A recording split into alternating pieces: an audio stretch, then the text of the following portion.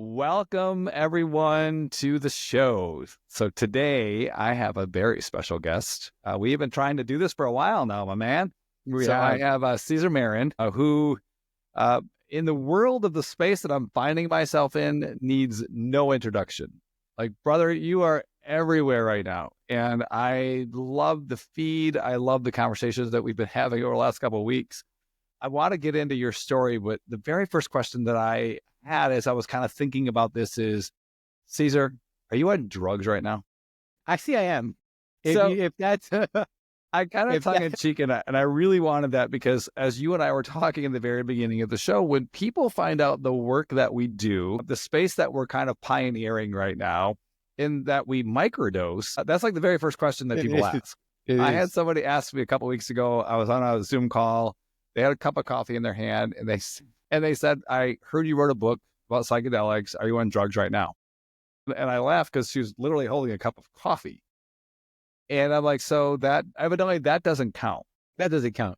But talk to me, Cesar. What is a drug? Are you on drugs right now? What is a drug? What is a drug? How does this all work? Well, first of all, Alan, thank you very much. Thank you very much for inviting me on your podcast. I am humbled and honored to be spending time with you. I love what you're doing. I really am fascinating, by how you stepped into the space and how you're being present. So thank you. Thank you for letting me be part of this. Thank you for letting me share my story with your followers and your audience and people who care about you. So for that, thank you. And yes, people do ask me if I'm on drugs, which is fine because everything, what is a drug? Sugar's a drug. Alcohol's a drug. Coffee's a drug. What is a drug? And it's that sense of us explaining to people that, yes, I'm using these things responsibly. And it was funny because, medicine, as some people know, if you know my story, came into my life while I was working at CNN. And I was about to get laid off at CNN. I mean, it was, the medicine was really smart when it came into my life. Mushrooms were incredibly intuitive of when I needed them. And my last couple of days at CNN, I was openly telling people I was microdosing. And they're like, what are you talking about? You're openly telling people that you're on drugs? And I'm like, no, I'm openly telling people that I'm using something that the universe has given us and it's grown in the earth. And I'm using it as a life performance enhancer to be a better person. And they're like, wait a minute, hold on. Like, look, do I look high? And they're like, no, actually, your shows are awesome. Do I look like I'm tripping balls? No, you look empathetic and you look creative and you look smiling. You look awesome. So when people ask me, am I on drugs? I go, yeah, I did microdose this morning. So yeah, technically I am. So well, let's go back a little bit further because I want to know, like, how did you come to this point? So one of the things I always tell my listeners, and I'm very open and authentic with at least my story. So I was sexually abused as a child. I built an amazing life. I had everything that the world could possibly want, and I would lay in bed thinking of ways to kill myself. I was even reading journal articles this morning from a couple of years ago, and it was just amazing, like the deep-seated trauma that was there that I didn't even recognize. Yeah. And to be able to look at it now from this lens of revisited, I've healed. I used to say I'm a survivor. I'm not a survivor anymore. I've moved beyond that. So Correct.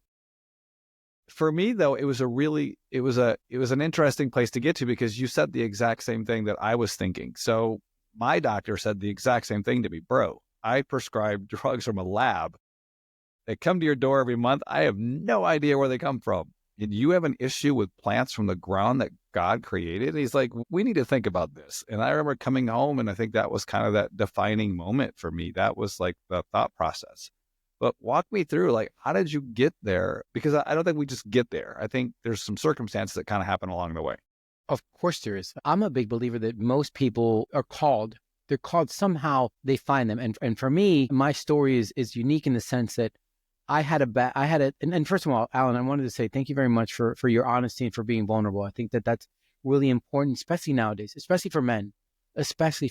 We have this situation where we're so closed off, and when we're not vulnerable, when we're not sort of in our space, that can harm us more than do us good. So again, thank you for sharing, and thank you for being vulnerable, because that's really important. I think that's beautiful that you have that. And for me, this all happened out of a recreational curiosity. My calling came, I had a really bad cannabis dependency before psychedelics came into my life. It was 24/7. It was just really bad. The cannabis had controlled me. And about 2 years ago, someone really close to me has an experience in Martha's Vineyards with psilocybin. And they come back to me and they're like, oh my God, you don't understand. It was amazing. My kids who an hour before I wanted to kill them, I realized how lucky I was. I looked at my husband and I said, oh my God, I'm a queen and he's my king. And it's amazing. And it's funny, Alan, because me being the stigmatized person that psychedelics are bad, that psychedelics are horrible, I was sitting there very hypocritically saying, yeah, stoner, yeah, hippie, you druggie doing psychedelics, right? Yes. Of course. It's funny because a couple weeks later, I'm on a bike ride here in Atlanta, 200-300 people. It's like a critical mass type situation. And I'm riding next to a friend of mine, and he's got this smile from ear to ear. And I'm like, dude, are you okay? And he says, I just had some mushrooms and I feel like I'm a child riding my bike for the first time. This is amazing. And I was like, wait a minute. Like, so this person's talking about mushrooms. This other person's talking about what is this mushrooms and what are these psychedelics? And that cannabis dependent person who had gotten to the point where the cannabis really is not doing anything was like, let's find that new high. What is that new high? And it was crazy because I asked the person that was on the bike, I said, so do you know where I can get these mushrooms? And he looked at me and he says, these bikes don't pay for themselves. And I was like, oh my God. I was like, okay, so wait a minute. So the mushrooms talk to me. They come into my life. And not only that, they bring me the person who is safe. Well, I'm not going to order something. I'm not going to find some plug. I'm not going to go to some corner. It was this safe environment. And it was funny, Alan, because the first time I tried psilocybin, I don't know. I think it's like cannabis. You don't have to smoke the whole joint to get high. You know what I mean? You smoke a little and you feel something. So I have a piece of the chocolate bar. Hence, to me, I was having a microdose. I didn't even know what a microdose was. So it was funny because it was like, okay, this is fine, but where's the hallucination and where's all the crazy and where's the trippiness and where's that going to happen? And it was funny because it wasn't until a week later. It was the Monday before Halloween, 2022, same bike ride. I have half of the chocolate bar and I'm on my bicycle and I literally have my own bicycle day. Because as Albert Hoffman happened to him, I'm riding and all of a sudden, Adam, I go, my God, that is what my hands feel like. That's what it feels like to breathe. And look at all these beautiful humans. What is this? This is amazing. But Alan, what's crazy is that as I'm driving home from this bike ride and I'm still in the journey and street lights are going off as fireworks, something literally says to me, what are you doing? Are you serious? You're driving in these conditions? Like, and dude, have you seen how old you are? You're 55 fucking years old. What are you, chasing highs? Is that what you're doing? Do you realize you have 3 kids? What happens if you crash? Then what do you? And it was crazy because I'm like, who's talking? Who is this? Like, who is this? It was my conscious. It was my conscious finally waking up and saying, what are you doing? And of course, as a journalist, I mean, Alan, I'd work at CNN for 25 years. I go, what just happened? What was it that these substances did in my brain and my body that had me feel? And all of a sudden I go, wait, people are using psychedelics as medicine? What are you talking about? And they're using this for depression and they're using this for anxiety and they're using this for PTSD. And what is this microdosing? Wait a minute. People are using microdosing to overcome their dependencies to alcohol, to cannabis, to gambling. And it was crazy because, Alan, at that moment, the heart said, did you read that? And the brain was like, no, we didn't read shit. Go hit that joint. Go smoke that joint. Nothing to see here. There's nothing to see. Nothing to see. Keep going. And it was then that it clicked and it said, okay, start to research, start to do your research, start to investigate. Start to become a microdosing expert before you start to microdose. And that's how it came into my life. And it was, there was obviously the stigma, associated to psychedelics before, but once it happened, it was like this Pandora's box was open. And I was telling this, I think that I started to microdose on November 7th, 2022.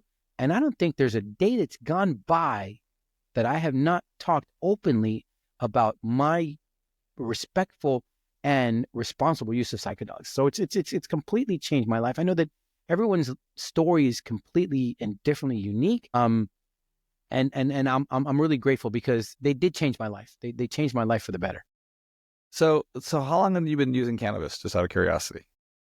pretty much on and off my whole adult Okay. life. My So whole, you, so you cannabis, didn't have okay. Because for me, I had zero history with anything to do with anything except the other drugs we already named, yeah, caffeine yeah, and yeah, working out and yeah, yeah. yeah, So yeah. No, cannabis was a part of my life. It was part of an escapism, right? It was part of dealing with situations in life that maybe I didn't know how to manage at the time. okay. Um, and it didn't serve me, right? It didn't. I realize that now, right? And look, that being said, it's not like I've said I'll never smoke cannabis again in my life. I think that mentality of, and it sometimes comes with abstinence, right? It's sort of, I'm counting how many days I haven't had whatever, and when you slip, then it's like, forget about it. Then let's just go. So for me, it was change the relationship with cannabis. Don't let cannabis control you. Be in control of the relationship so much that you can say, not right now, not right now. Doesn't interest you. I don't have Do you think some intentions. of that comes with intentions? So one of the things that I always am fascinated by history. I went to Bible college, which in itself was a whole other conversation. But I always look at things from a lens of there really is no good or bad. There only is. And what I mean by that, because people are like, oh my gosh, here he goes again. If you ever go back long enough in history, bad and good are always interchangeable. And so many of the beliefs that we think today of we shouldn't do these things or we should do these things, they really come from someone else's purview. They really do. I mean, a lot of what we believe today are really just kind of leftover things from the dark ages, from medieval times. So the way that we kind of interpret good and bad. So I always say when people are saying, well, drugs are bad, what is bad? So, and then it was funny because you said the exact same thing. I did hippies.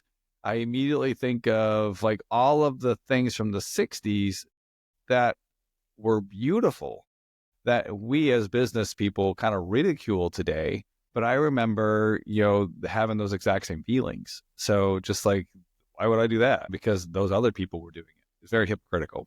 Yeah, yeah, yeah, and that happens, and it's sort of, we're about the same age, right? We grew up in this generation where either you were stigmatized to the point where psychedelics are bad. They're gonna burn your brain. You're gonna end up in a loony institute. You're gonna end up in jail. Your teeth are gonna rot. Your hair, it's just bad. That's or you had that one experience, right? And it was just off the rails. One, because you didn't know, you just grabbed a bunch of mushrooms and you ate them and then whatever. And also you didn't have any intentions. So there is that sloth of the population that to them, it's like, oh, no, whoa, psychedelics, no. But I think that the fact that someone like yourself and someone like myself are having these conversations is incredibly important. And let's think about it. Look, we're going to talk to 5 people and we're going to have these discussions. 2 of them are going to say, druggy, pothead, and look at him. Look at them right now. I can be that way. Then that's what we need to do, because you're right. We're come from this generation. The moment you say psychedelics, people are, oh, Yeah. crazy, whatever. Yeah, They don't get it. so I facilitate now, and you're dead on that. When you openly share the story like you and I do, it really is. It's almost fascinating to see the responses that you get, because I always hear I did it in college, like you said. I took a bunch of mushrooms and I had zero intentions, and I went on a joyride that went off the rails, which is typically what's going to happen, and we'll kind of get into that exactly. in a few minutes. Or I had a friend. It's always I had a friend. It's never like it's either me or someone I knew, which I'm like, it's you. We all have that friend. But then I have these people who've seen the other side of me, like where I am now. And in the journal, again, kind of referring to what I just read this morning, that is not me anymore. And to be able to now have conversations with friends at a table and to say, I did a DMT journey a couple of weeks ago and I died. I had this incredible spiritual death. Or I just came back from this incredibly beautiful ceremony where I had 8 grams of, beautiful golden teacher. And I got to see like this connection back to God. And it's like, now it's kind of like, okay, it's kind of normal talk now, but you're really happy. So Yeah. it is. It's kind of a crazy conversation. But I think and the other thing is it's wonderful to see the curiosity in people, right? Once you start to tell them, they're like, whoa, hold on a second. Tell me, so this is, wait, what's going on? This is going on? And it's part of I think a lot of us in the psychedelic space, right? We're always, why aren't more people talking about this? Why isn't this more accessible? Why isn't this more this or more that? And I tell people the reason why we're not up here is because we're right here. And 12 months ago, we were down here. And 5 years ago, we were down here. Do you think 5 years ago, we could have fathomed the thought that you and I would be openly having a conversation about using psychedelics? Yeah. No. So we were down here. Now we're here. And there's a potential for us to be up here. We have to be patient. We have to, again, share our stories and be open and be objective and have these conversations, because there is a lot of really wonderful potentials that could be had out of this if it's done the right way, if it's done with intention. I had a friend, she's actually a friend now. I love her to death. When I met her, she said, "You are everything that's good and bad about this space." And I said, "What do you mean?" And she said, "When successful business people wake up, that's an incredibly great thing, but it's an incredibly dangerous thing." And I think what she meant was that there's always an opportunity for capitalism to come into the picture and for people to come in to do things the wrong way. And I think where we are right now, I think you're right. I think we're in the perfect spot for where people who genuinely care about healing and genuinely care about people. I think, again, we use the word pioneer, and I don't ever see myself as a pioneer. I see myself more as a prophet right now. But it was a very interesting thing. But I think it's because we have this screwed up view of what capitalism is. At least I think we do. So capitalism in this true, genuine form is an exchange of value. I give you something, I get something of equal or more value. What we have today is really a perverted system of I take what I want, you get what's left over. But to me, that isn't real capitalism. Capitalism in its truest form, again, is like everybody wins. Like the pie is big enough for all of us. So I've had this conversation with a lot of people, and if you've ever heard me, you've probably heard me say this. I'm a big believer, Alan, that there's two types of people in this world, right? There's people who manifest love you, wealth. And I didn't say money. Love you, wealth. My house is wealth. The food I eat is my wealth. The clothing I wear is wealth, right? The taking care of the people around me is wealth. And I know that hopefully I can create these stacks with this wealth that I'm manifesting, but I know they're not going to make me completely happy. So if I take part of these or half of these and spread them out, imagine how many people I can make happy. That's love you, wealth. There's nothing wrong with manifesting that. And there's nothing wrong with that part of capitalism of me giving you something so that I can get something back. The problem is the people who manifest fuck you wealth.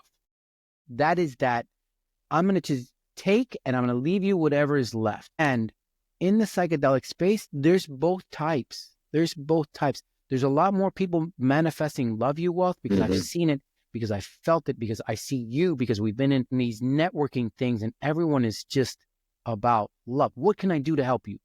Without asking, what am I going to get back? Like, what can I do for you?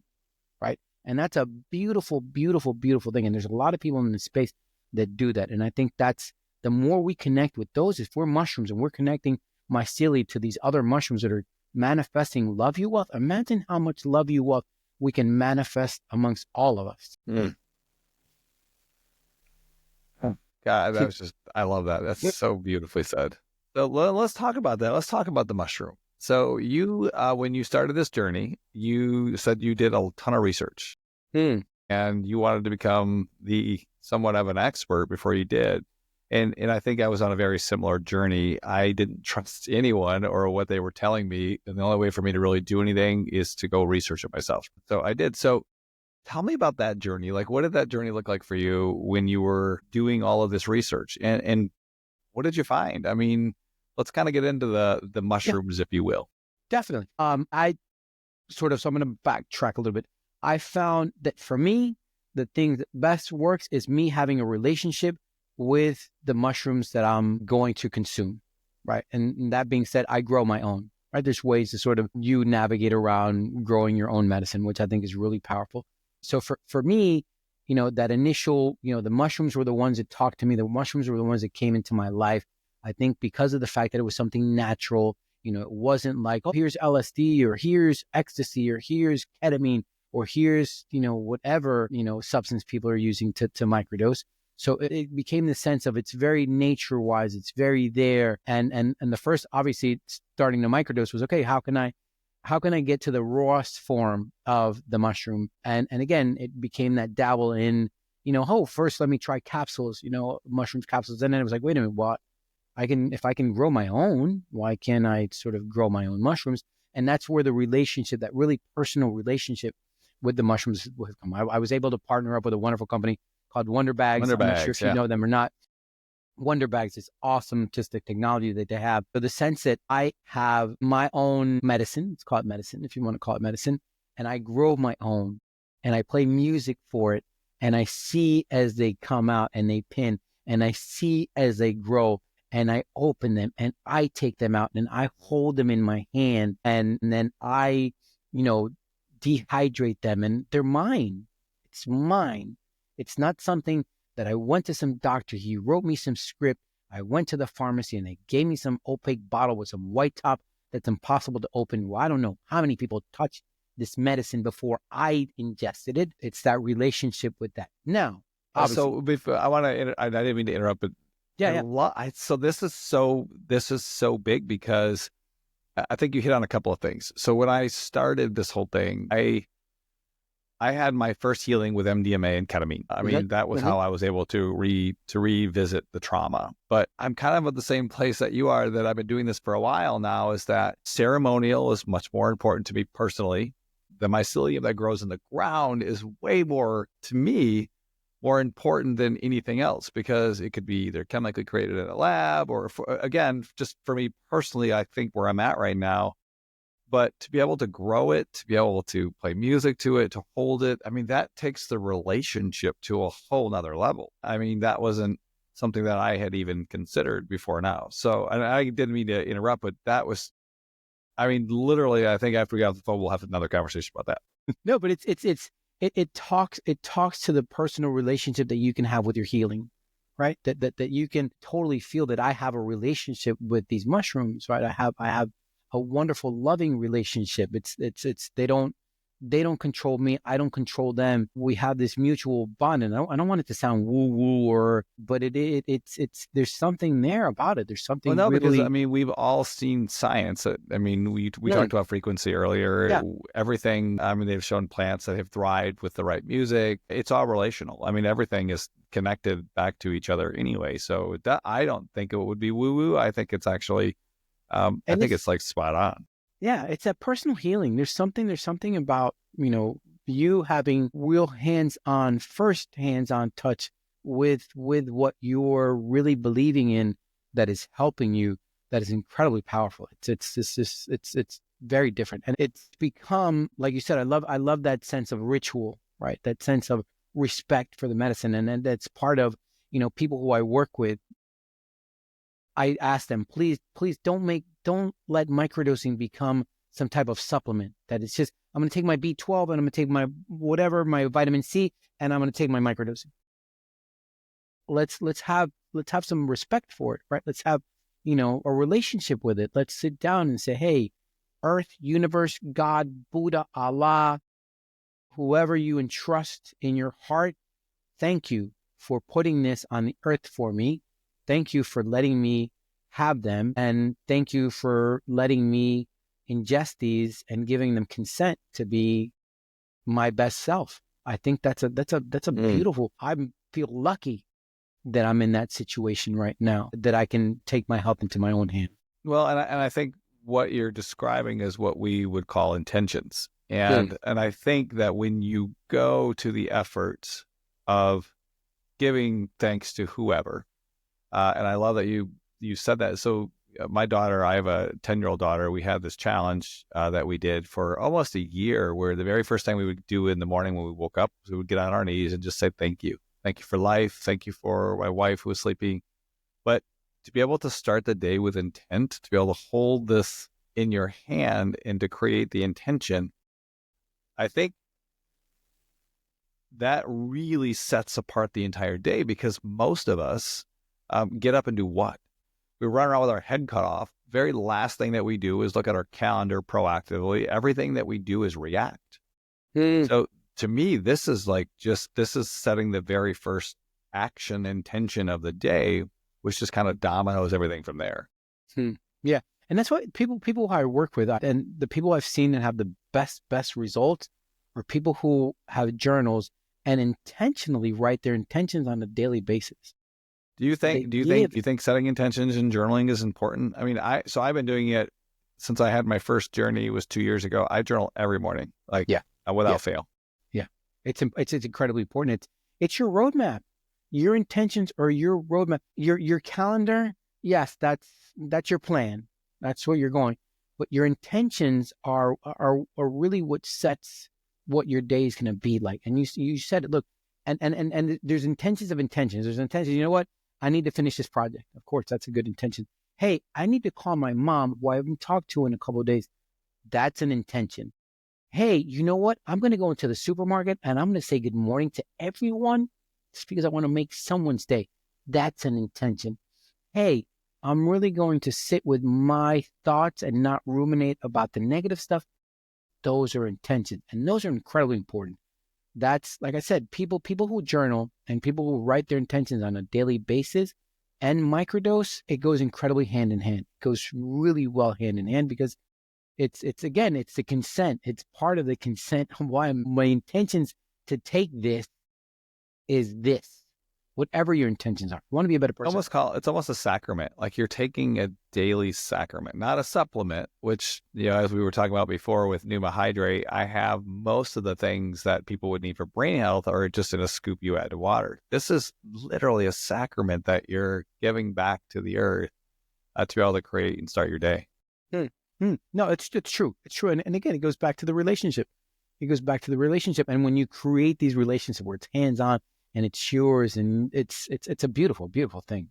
I tell people, again, intentions and respect for the medicine is what's going to really set you on your path for microdosing to have the most benefits and really have the best outcomes possible. Because I think when you disrespect, it goes back to the conversation we had earlier about being in college. Everyone had the friend in college, or they were in college. They had no intentions. They really had no respect for the medicine. They took it on the way to a party, or they were, it's always on a building. Everyone I talk to, they're like sitting on top of a building. They're like, okay. So yeah, everyone sits on top of the building. They drop mushrooms or whatever they decide they want to do. And then they remember the negative for the rest of their lives. Again, because they didn't have any respect or intention for the medicine. Yeah, that's a great point. It's a really important point. When I think about just thinking even about mushrooms, there's 400 different kinds were being marketed to everyone about all of the great benefits of lion's mane and ashwagandha. And how do we Turkey know? tail. How do we know? What is there one that's better than another? I mean, how would we begin to? That's a really great question. And again, it goes back to intentions, right? It goes back to intentions of, I want to be more creative. Well, lion's mane could really help, your brain function. Well, you know what? I want to get a little bit more in shape. Well, there's, cordyceps and, other anti-inflammatory mushrooms that can help. The world of mushrooms is fascinating. And then where was I reading the other day? That there's a plethora of mushrooms that haven't been analyzed or haven't been categorized, and we don't know what the potential benefits of them are. So it's intense, right? It's education, and like you said, there's a lot out there. So there's this sort of navigational road that you have to, and especially, there's a difference obviously between functional mushrooms, which you can buy regularly, which you can, go to a store and get, and even then you have to be careful because you don't know, if someone, let's say, I've read stories of, instead of they're selling lion's mane supplement, but instead of the lion's mane, it's actually the mycelial of the lion's mane. So it's not actually the fruiting body, right? They're using the mycelial part. So even in the regulated market, right, we have to navigate really carefully. Imagine now in this gray market, right, where you don't know who you're ordering from, what they're putting in it, what's going on. Is it really mushrooms? Is it, 4-ACO DMT? Is it so it's important that we do educate ourselves in one, what are the best mushrooms to use for what I'm looking for? for what my intentions are, right? And, both the functional mushrooms, right? And obviously the psychoactive mushrooms. So that's, I think it's really important that we educate ourselves in that. And part of it, look, the reason why I feel safe microdosing, I go back to the same thing, because I have my mushrooms, because I know it wasn't something where I ordered from Joe Shrooms on the internet and then I'm not sure. Yeah, and in fact, I think we've seen several recalls. Like we've seen some pretty monster, disastrous results of people ending up in hospitals taking something or a mushroom that wasn't even a mushroom. It was something either it was that was that tainted story a or couple it months was ago. here. I live in Maryland, which we're so close to DC. In DC, it's decriminalized, Yes. so I could literally pick up a phone and have it delivered on the border of the DC, Maryland, and I've done it. So, but again, I think having it regulated or at least decriminalized, it allows the openness of being able to get it from a reputable person. But and then again, there's all these obstacles, right? There's all these obstacles that potentially happen. I sort of look at, and I'll start by saying psychedelics aren't for everybody. They're not. It's just, we really have to be cautious. And, I'm also fearful, I want access for everyone. That's obviously, accessibility is important. Safe accessibility is important. But I would hate to sort of close my eyes and think of a day where I can go to the corner store and let me get a little bit of that ayahuasca. And how about if I take some of that DMT and I'll take a couple pounds of those mushrooms and definitely give me some of that LSD and some of that MDMA and I'll be fine. Like, I don't want that either. Yeah. Like, I don't. I think most people I think they have this misconception of us in the space that's what we want. We want to be able to go and order like we do lottery tickets. Like I've heard people at the line, like I'll take a number 4 roll out, and they have nicknames for these things. And I'm like, how do you I don't even know, but yeah, like we don't want that. No, because I 100% agree. They are not for everyone. And I love that you said in the very beginning, it's almost like they're calling you, whether you realize that or not. So to cheapen the sacrament by just being able to pick it up at a store, I think is exactly the opposite of what we want. Yeah. No, I'm right on board with you, because again, it's about education. It's about harm reduction. It's about using them responsibly. It's about using them safely. And then the true potential benefits of psychedelics can be there. So look, the fact that you and I are having this honest, open, and objective information conversation, that's where it starts. That's where it starts, because, hopefully someone that listens to this who is psychedelic curious, instead of saying, hey, let me go order my first stuff, maybe they say, hey, you know what? Alan and Cesar were talking about education and about how you really should, there's different substances. So that's what I'm going to do. That's where we make the difference. That educational part is where we really touch people, hopefully, because if not, then we are going to find that situation where someone says, hey, you know what? Hey, I heard Cesar microdose. Maybe I should try that. And it's like, no, wait a minute. That didn't really work for me. Well, and I wanted to get into that. So microdosing first, or is there the big event first? I mean, like for me, I'm thinking, do I need to go and have this like monster experience first before I microdose? What are doses? Like, how do I even know, like, what is a dose? So I have people, I don't mean to laugh. I have people who call me now, like I'll be at a store and they're like, I just had so-and-so, they found my candy bar and they took, and I'm like, okay, wait. So can you tell me how much was in the candy bar?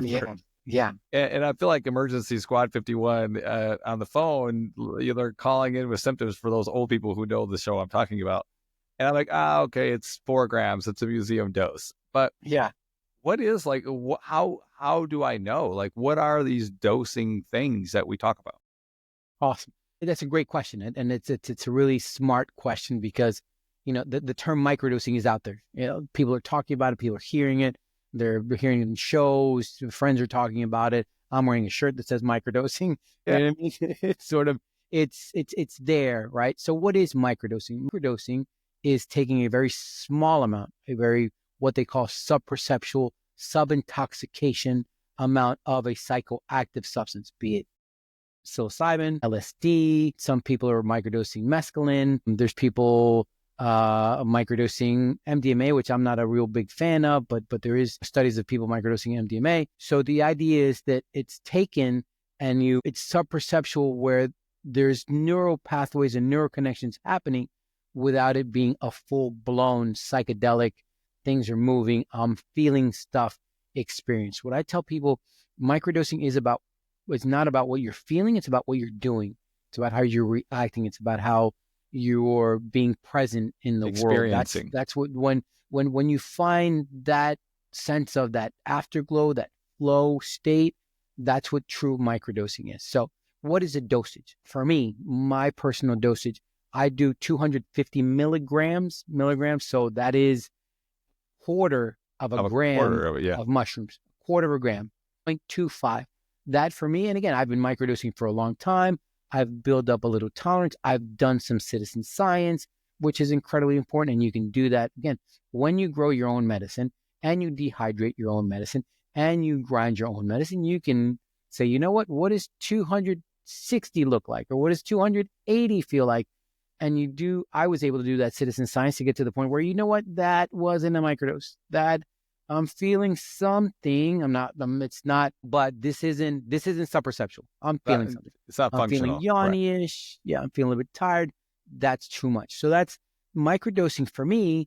The citizen science really helped me to find that perfect flow state. So that is microdosing. I tell people, if you're feeling something, even if it's a small sense of I'm a little tired more than normal, then that might be a little bit too much. That's usually where people get. Now, I loved your question about, if I'm psychedelic curious, should I start with a big journey and then microdose, or should I microdose and then have that big journey? We talked about it. Calling. What's being called to you? What are you feeling? For me, my first awakening, there wasn't any intention. There was whatever. And the mushrooms told me, dude, this isn't what this is about. That's not what this is about. Have some intentions. So I chalk off that first one more as into that curiosity dump, right? I start to microdose knowing that I've heard all these other stories about bad journeys, big journeys. I don't know. I was fine with that one, the medicine really kicked me in the ass, telling me what was I doing. And it scolded me, and I don't want to do that again. So there was this sense I'm just going to microdose. But as I microdosed, a couple of weeks into the microdosing, somehow I end up watching this documentary, and there was this conversation between Paul Stamets and Deepak Chopra, and they're talking about, bigger, heroic journeys. And the medicine was like, you're ready. Now you're ready. Now you're ready. And there's people who somehow say, you know what, maybe I'm called to have this big experience, this big therapeutic healing in the right setting with the right person. Let me have that journey. And then afterwards say, you know what, now that I've built a little relationship, let me see what microdosing can do. And maybe it can help me find that so-called afterglow, right? I'm sure, it's so important because I feel like everything that we're being told today, which is why I asked the question, is that we need to go and have this monster awakening. Like this, but isn't necessarily the case, because I have seen and I've heard and watched people who have gone into it with a lot of anxiety. One, I mean, we can create the intentions and we can work through all that, but again, not having a frame of reference, being told that it's wrong their whole lives, and then kind of going into it with a little bit of fear, wasn't a bad trip. But it was one where they didn't let go and allow the medicine to actually build the relationship with them. So I've seen that. So I think that's a really interesting, do what you're called to do. Because again, I think we're being told we have to do this. So you're listening to someone else's calling. Like you're basically telling them this. Yeah. No, listen, you got to be intuitive. You have to. And then, and I hate to sound, and again, I'm not sounding woo, but it's this connection. You got to listen, right? You got to listen. And if you really feel that you're ready to have this big experience, and again, there's intentions, and again, there's this knowing that, and it's something, that definitely we need to touch on, that integration, right? That I know I'm conscious enough that I'm going to have this journey, but I know that there's going to be work to be done. There's a lot of people, and I'm sure, Alan, you've talked to people who think they have this expectation They have this, that I'm going to have this journey and then everything's going to be perfect. Everything's going to be perfect, right? That's what you told me. And it's almost sad that the industry, there are parts of the commercial side of this industry that do. You're going to have, and I think to some degree, I think we're seeing that as we're looking at the FDA and creating the institutional side of this. And again, I am very much more ceremonial since I've been down this journey, but I do understand and I do see the need for people to want to be able to have that. But again, I agree. I think we're treating this as, I'm going to take a pill. That's what we love in America. We love to just take a pill. We love a good hack. We love 15-minute abs or 8-minute abs. And I mean, if I can get to 3-minute abs, it'd be great. But we really want to hack everything because it absolves us of any responsibility for actually doing any real work. So I 100% agree. This is not a magic pill. This is not a magic bullet. This opens you up to do the work. It's like I tell people, and you'll never hear me use the word magic mushrooms, because I'm a true believer that the magic is here. I'm the magic. You know what? I'm never going to use it again. I never thought twice about that. And I don't like using the words magic mushrooms anyway, because to me, that's just kind of, it belittles what it is. Yeah. And it's because the human is the magic. The human is the magic.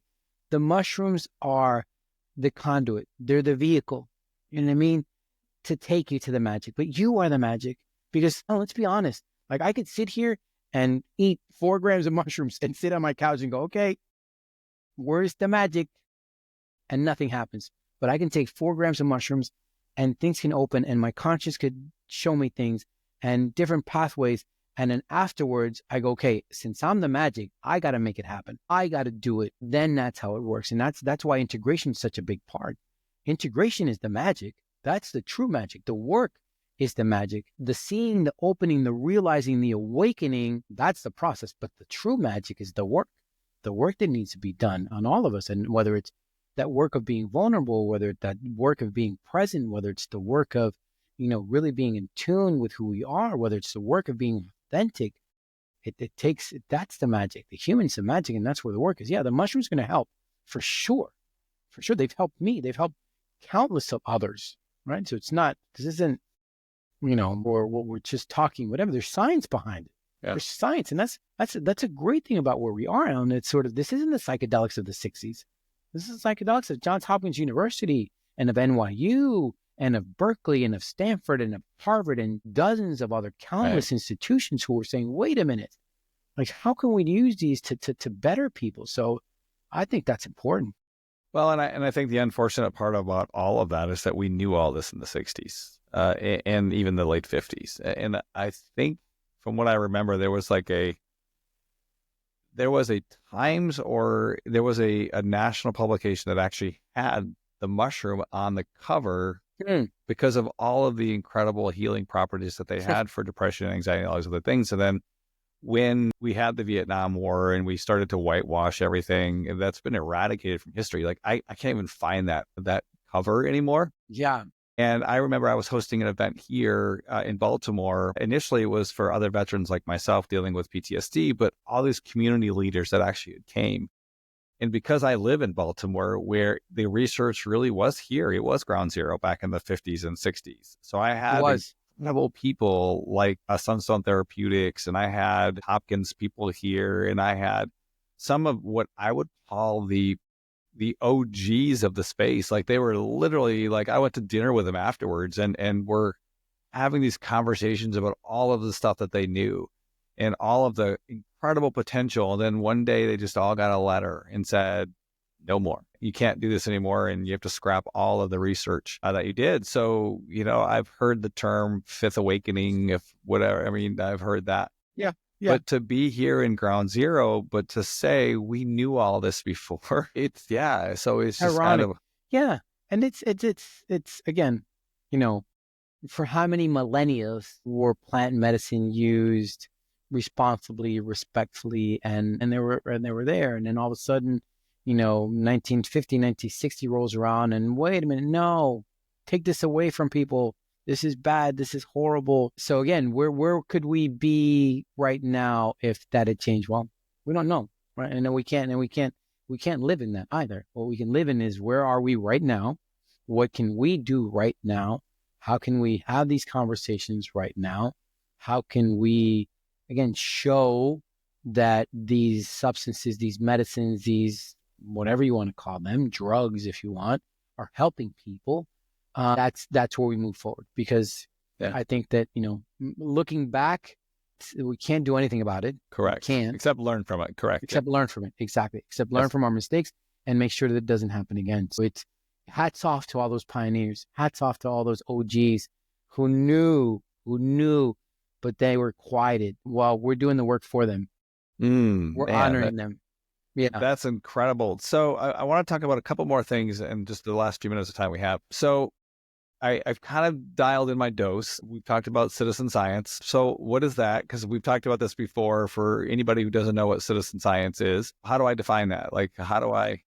Citizen science, I always tell people, the best scientists, the scientists that win Nobel Peace Prizes, the scientists that come up with the cures for everything, are the scientists that take the best notes.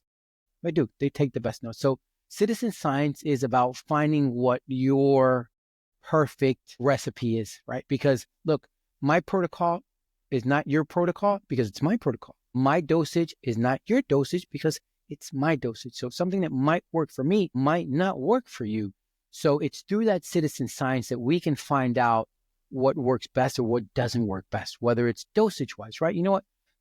Adages, start slow or start low, and then you can build up, right? You can always take more, you can never take less. So citizen science is, you know what? Let me microdose. Let me start an entry point. I'm just going to throw something out there, 150 milligrams. Well, let me start at 150 milligrams. If that didn't work because I'm feeling something, then maybe my threshold is 100 milligrams. Hey, I've done 150 milligrams. I've done it for a little bit. It's not like, let me do this today and let me do this tomorrow. Let me do this for a week, 2 weeks, and then let me see what happens at 200 milligrams. The only way to find out what happens at 200 milligrams is to do some citizen science and do 200 milligrams, but journal it. Like, okay, today I did 200 milligrams. This is what I felt. And this helped. And this didn't help.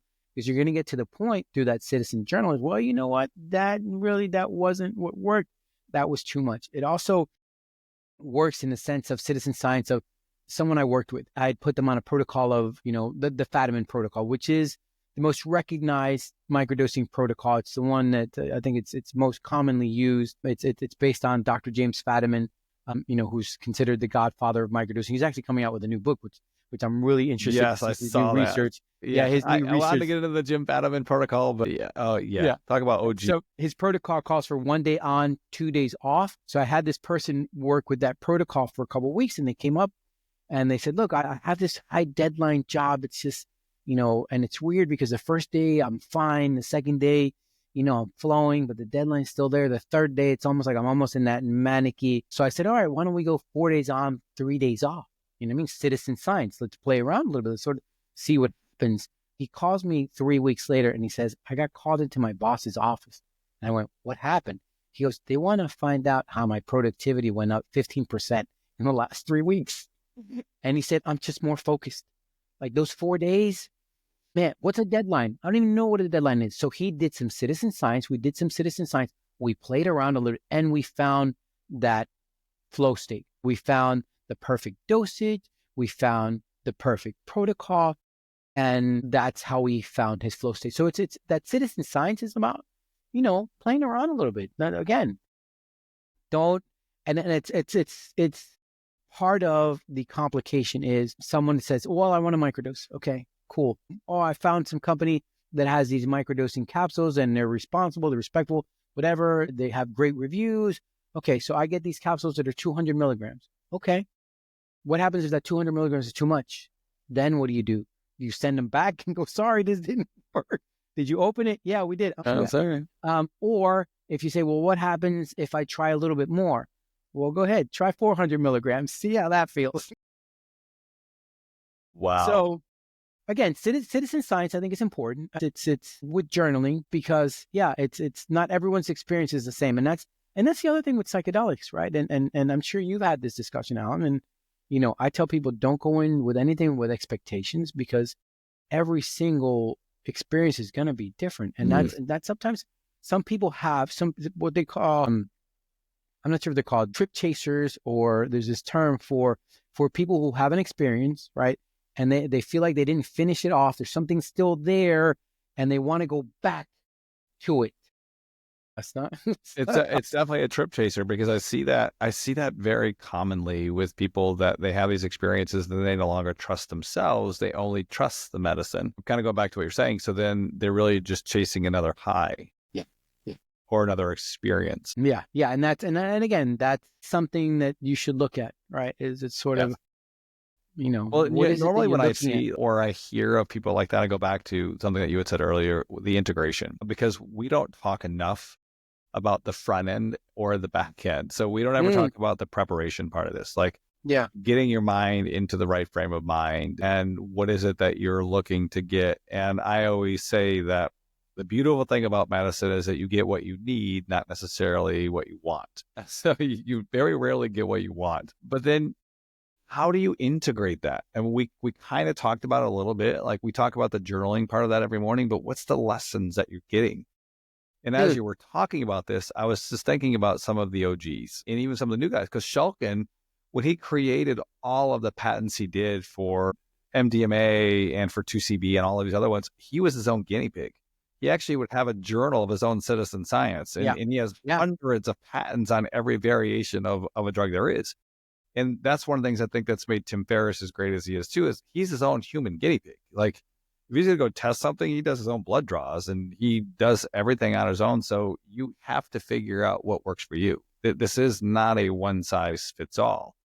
So I guess with that, how hard is it to grow? I mean, from what I have talked to other people I've had on my show, they found mushrooms in like cow poop, or they found the guy around the corner who can only deliver in capsules. Is this a hard thing to do? I mean, what do I need? So there's obviously several ways, right? There's from, actually growing your own substrate to, inoculating, to having a process, to it could get very complicated. Or, and this is going to sound like a plug, I'm a fan of who you're going to get plug. Something like this. All right, so let's talk about that. So let's talk about Wonder Bag. Let's give our friends Wonder Bag a great plug, because this is really easy, right?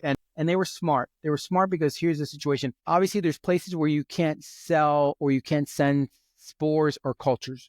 It's illegal, right?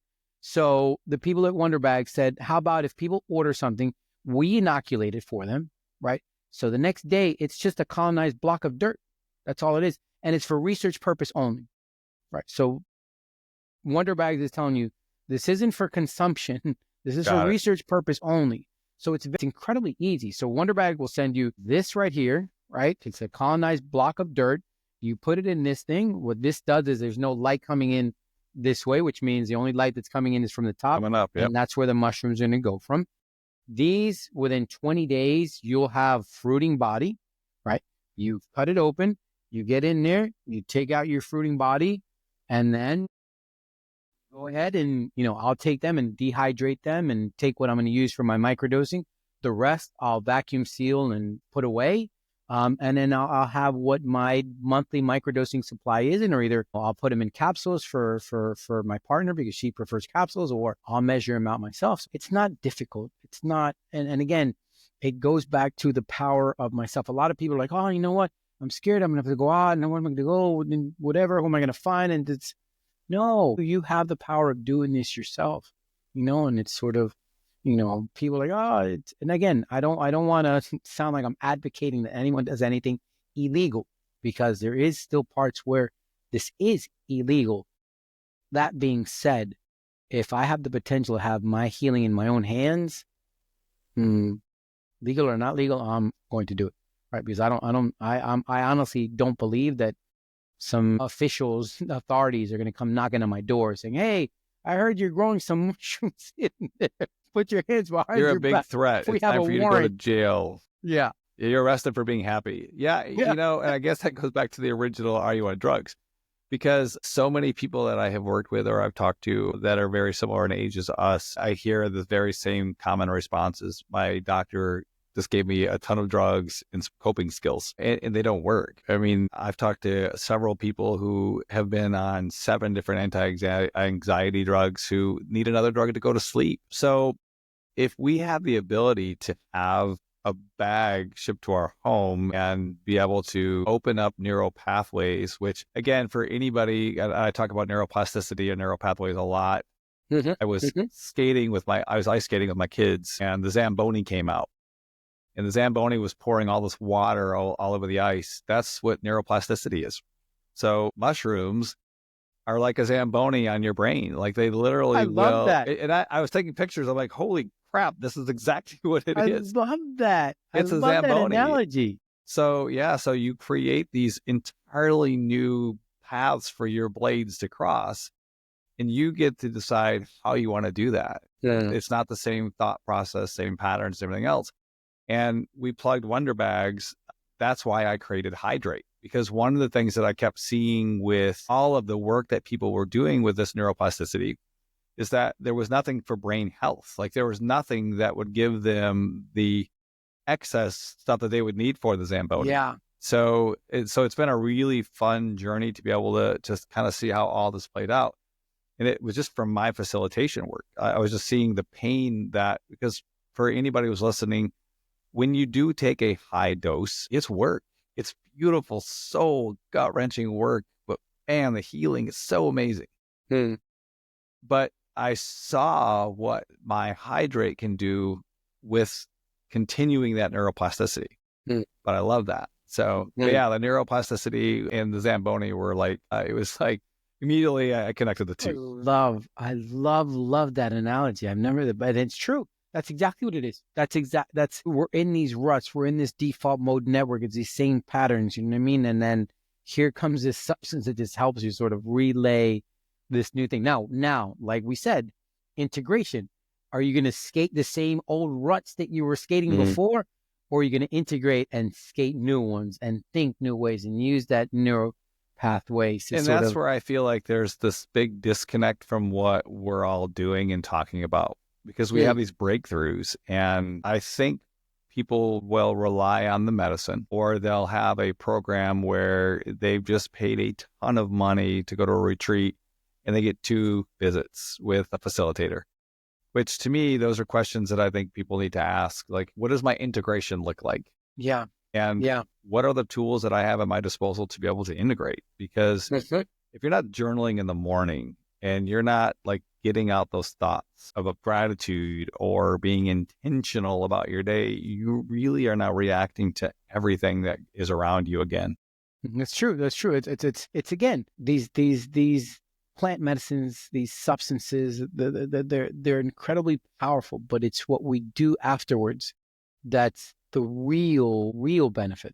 That's the real benefit. It's this sense of how we change, right? How we become present, how we take what we've learned, whether again, it's a big journey, right? And then the brain really opens up and cracks open like a coconut, or whether it's so small, little microdosing, tap into the brains, you know, what are we doing with it? What are we, again, like you said, it's not just a supplement. This isn't just, I'm going to take this and then it's going to be rainbows and butterflies. No, there's work to be done, but it just opens it up. I think it's almost that sense of, you know, it's the clarity. Like people ask me, so what is microdosing? Like, what does it look like? And go, this is what it looks like. So you have your glasses, smudge them up, right?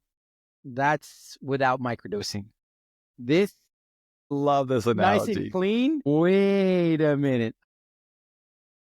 Yeah. Now I see it. That's microdosing.